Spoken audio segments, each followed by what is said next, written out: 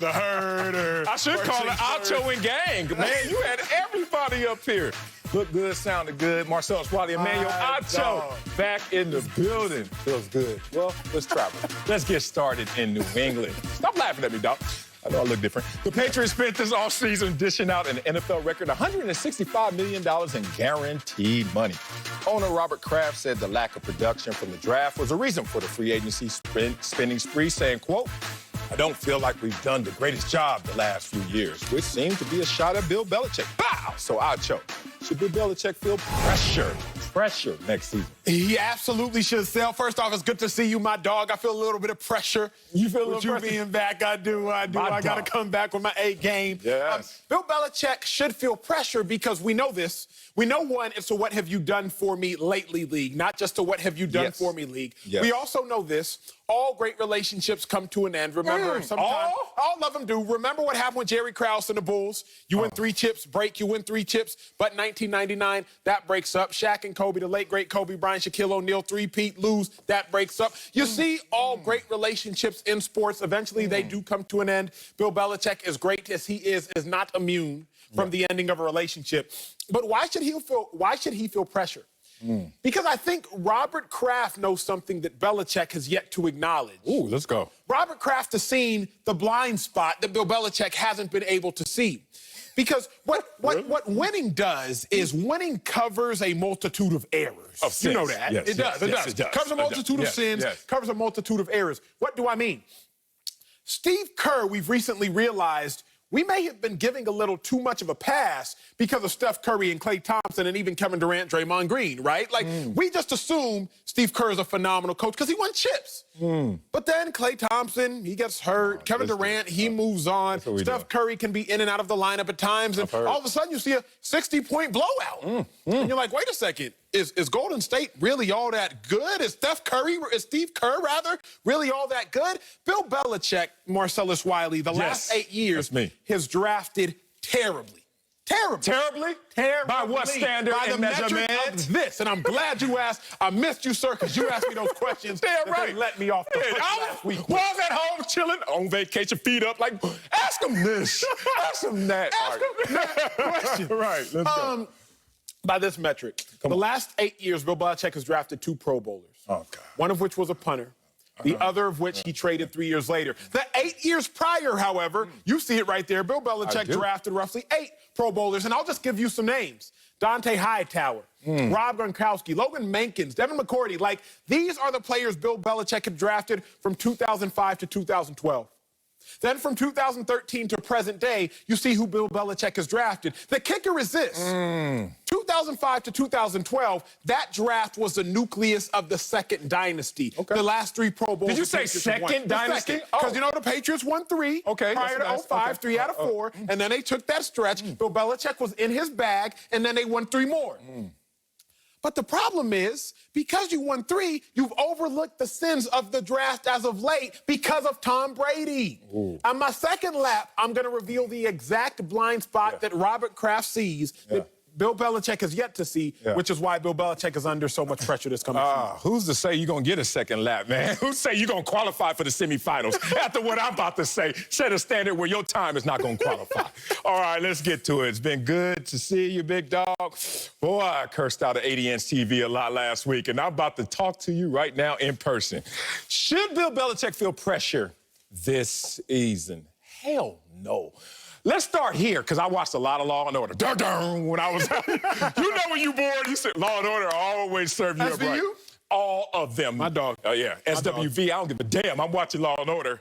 Doesn't matter. Let me say this. One thing we all know, court of law, even watching Law and Order reinforces it. A man should be judged by a jury of his peers. Okay. There is no jury to judge Bill Belichick. There are no peers to judge Bill Belichick. There is no other coach who can say, oh, I've had 2 dynasties, but let's cover up the sins that Emmanuel Acho wants to espouse. No other person can even say that, let alone qualify to what Bill Belichick is. So nobody can judge Bill Belichick. Certainly not you, Mr. 4-year NFL player. Certainly not me, Mr. 10-year NFL player. Like, we're crumbs on the standard of what Bill Belichick should be respected as. Now, let's talk about other coaches, since you want to go there, and the pressure. Let's talk about Bill Belichick and wins and losses. He's third all time in wins and losses right now. Third all time. But I didn't want to do that because it's too easy to say Bill Belichick's the greatest because he has 6 Super Bowl championships. Let's use, I said, top 10. I said, nah, top 10 is still too easy because none of those guys even have Super Bowls. Top 17. I finally got down to 17. Why I picked that number? Because 18 was pretty good. I was like, but top 17 head coaches. Pete Gang with the most wins. Imagine this, top 17 coaches all time by wins. Okay? Only one other coach even has more than 2 Super Bowl rings. Bill Belichick is like, grab me the top coaches, add them up, +1, and I'm still more than them. Let's talk about this. 8 of the 17, that's basically half, of the 17 coaches don't even have a Super Bowl, and they have all those wins to show nothing. Sure. All I'm saying to you is, first, when you talk about the pressure of Bill Belichick, let's make sure you understand how to properly measure it. It's not by Pro Bowls. It's not by the draft. It's about how all of those resources and opportunities add up to the greatest opportunity, which is a Super Bowl championship. Yes, and that's what Bill Belichick laps the field with. So I give it to you like this. When you look at Bill Belichick, stop talking about, well, are you going to do your 3rd dynasty? When you haven't asked any other coach, have they even done their 1st dynasty? When you talk about Bill Belichick, don't skip over the fact that he has had 2 dynasties and is only 1 year removed from the 2nd dynasty. You got to judge Bill Belichick by who he is and by his peers. And so far, I don't even see a peer. Here's the problem, Sel. The problem is complacency will keep you from excellence. And this sounds like a very complacent mindset. Why do I say that? The reason Bill Belichick got that 2nd dynasty was because he went back to the draft room and said, you know what? I need to get to work. How? See, there's a quote by Jeff Saturday, and that quote is, it came in a part of these notes. Philosopher. He's not, but he's a Super Bowl champ. Okay. He's a Super Bowl champ, and I'll defer to Saturday. What the hell? Jeff Saturday, Pro Bowl, All-Pro center. He said this. He said, Bill Belichick's not in the nature of winning the draft. He's in the nature of winning championships. Bingo. So that's a bar. On face value, that's a bar. That sounded very poetic. It sounded very intelligent. But then I realized this. Unless you have Tom Brady, in order to win championships, you have to win the draft. Unless you have Tom Brady, in order to win championships, you got to win the draft. Let's go. Let's look at the teams that have won Super Bowl championships the last several years. Kansas City Chiefs, they won the draft. Patrick Mahomes, Travis Kelce, Tyreek Hill. Before that, again, the Patriots won. They had Tom Brady, but who the Patriots play? The Rams. They won a draft. Jared Goff, Aaron Donald. Before that, the Philadelphia Eagles were in the Super Bowl beating Tom Brady. They won the draft. Carson Wentz, they drafted. Nick Foles, they drafted. Now, Nick Foles took a roundabout way to find his way back home. But again, they drafted him. Before that, you got the Panthers face the Broncos. Broncos also had a Hall of Fame generational talented quarterback. They won that Super Bowl.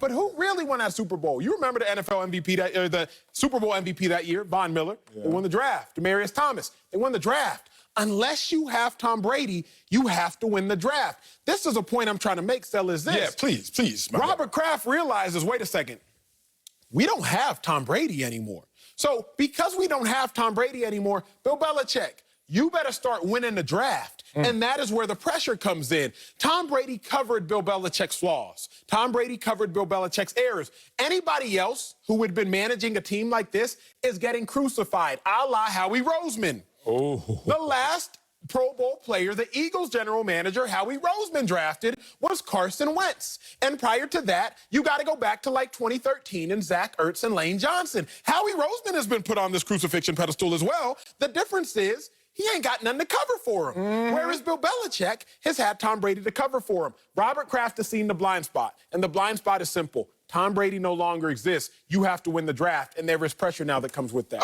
Is that really seeing the blind spot or just pushing the panic button too early, if that is even pushing the panic button too early? We're having 2 different conversations. Mine is more interesting than yours, but we'll still have yours because you're on this show and I respect my co-host. Here's the thing. I'm having a conversation to stop telling me about all the steps, all the means to an end. I just want to talk about the end game. Like, you keep telling me, well, if you don't get this player and this player, it's not going to add up because of their Pro Bowls or All Pros or their status and stature.